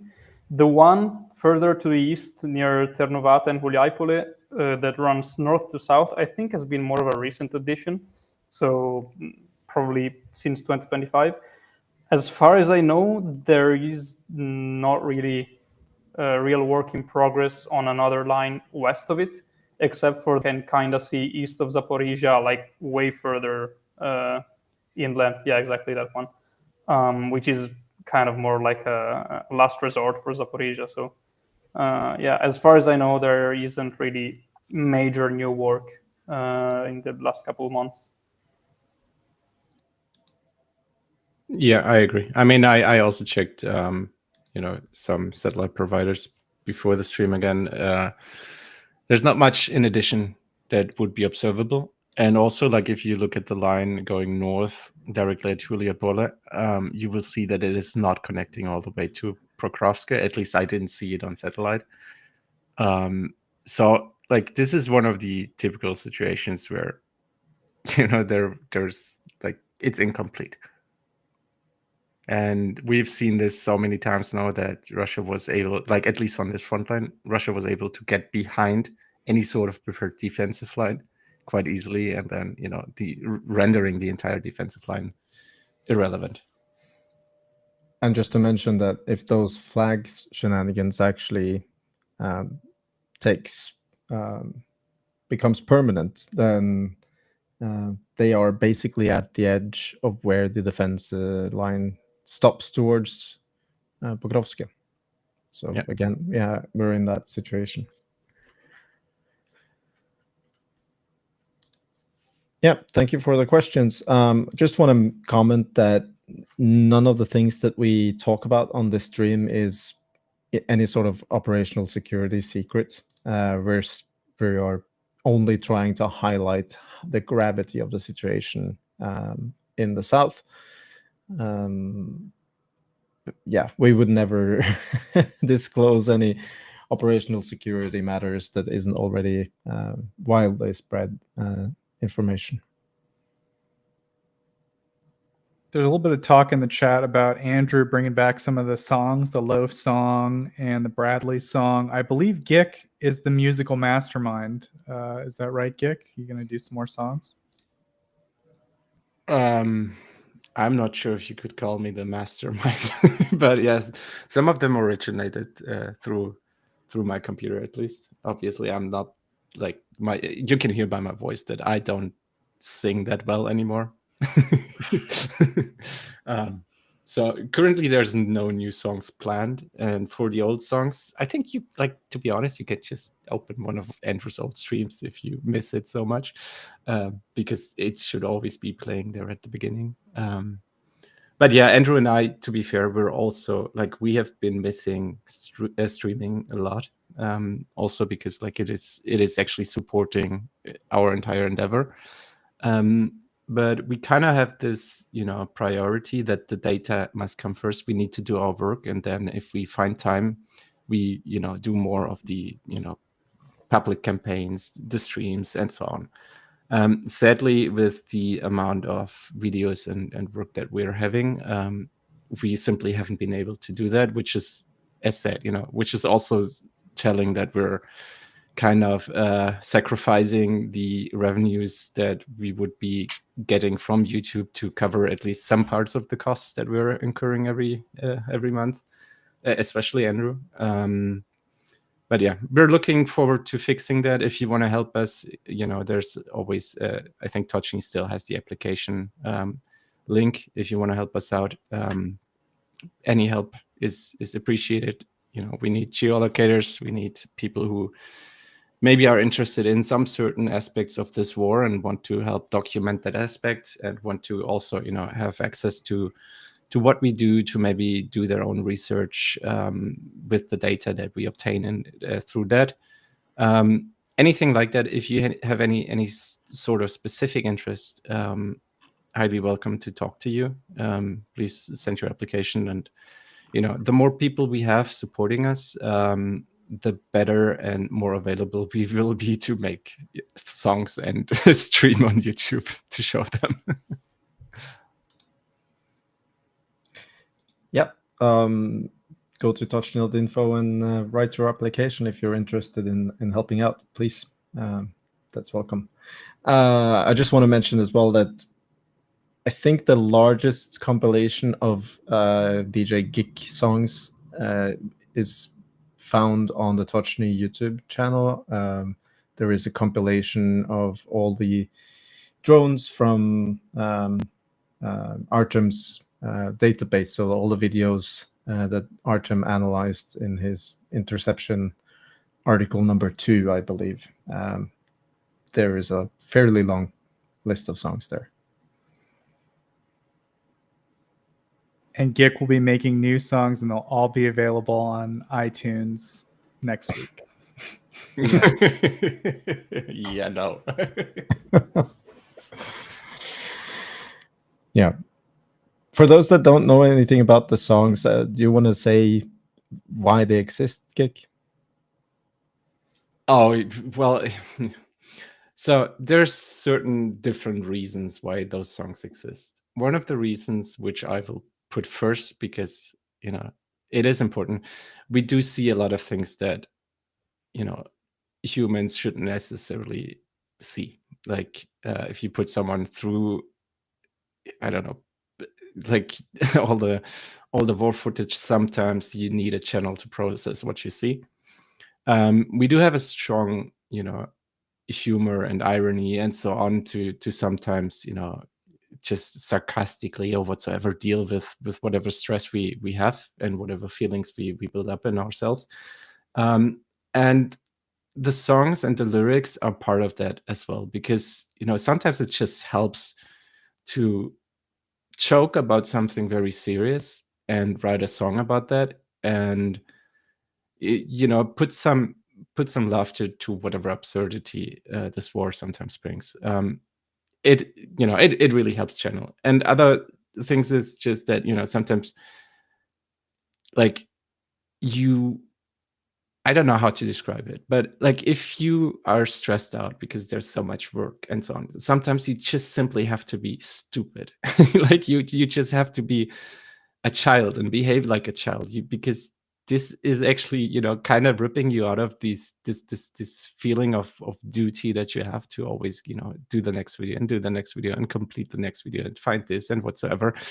Like if you behave like a child, you get to play and so on. So sometimes we're just trying to be stupid, fool around a bit, to completely take us out of this basement that we're all locked in. And that's where some other songs are coming from. So some are simply stupid and funny. Some are processing some real things in a sarcastic way. Some are actually there to also channel sort of like some inner emotions that you might have, like the times where you just like you cannot comprehend how something is happening, and how you that anger you build up inside of yourself. It like writing lyrics or working through lyrics is something that is very helpful there. Everyone needs some sort of channel, and we do as well. And yeah, I think that's it. Probably talking way too much about something very, very simple. No, I think that was it was due. It's been a long time since we had you on stream, so catching up with the basement on the Tochnyi stream is welcome, and I hope we can have many of you guys back talking about the actual development on the front lines, but also maybe talking a little bit more about OSINT and what drives you, because I think it's very interesting. Well, always happy to be here. Sadly, the Sunday evening time is typically reserved for my girlfriend, so that's why I usually miss this stream. But let's see how things develop. Maybe I can convince my girlfriend of another day. Well, then you have to thank your girlfriend as well for the time borrowed.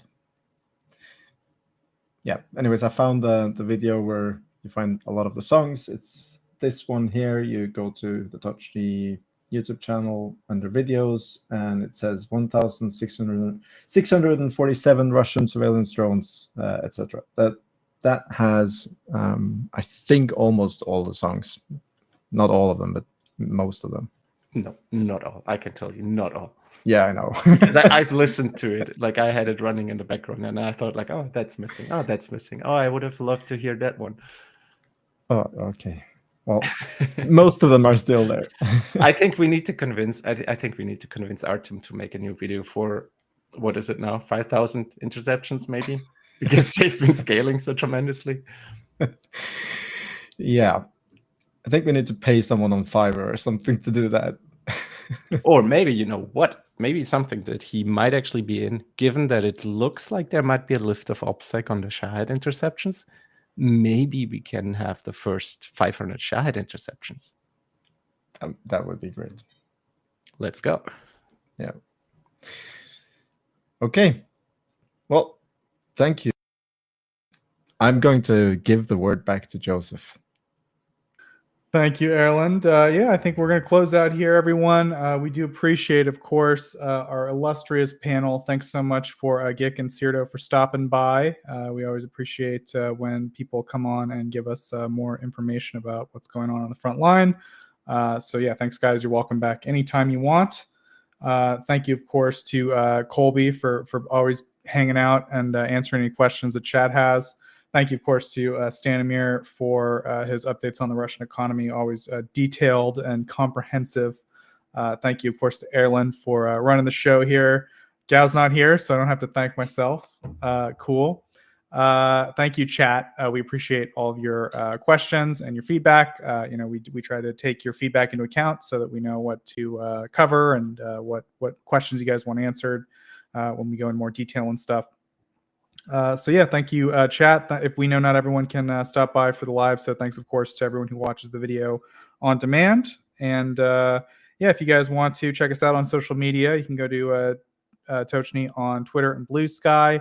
And of course, you can check out our website, tochnyi.info. That's where a lot of our research and interactive maps are located. A lot of work from the guys on the basement winds up in its final published form there. But of course, everyone's doing all kinds of stuff. So thanks to everyone, of course, behind the scenes at Tochnyi doing all the editing and production and research and all the stuff everybody does. So we'll see everyone next week, same time, Sunday, 2100 Kyiv time. Slava Ukraini. Heroям слава. On behalf of the brave.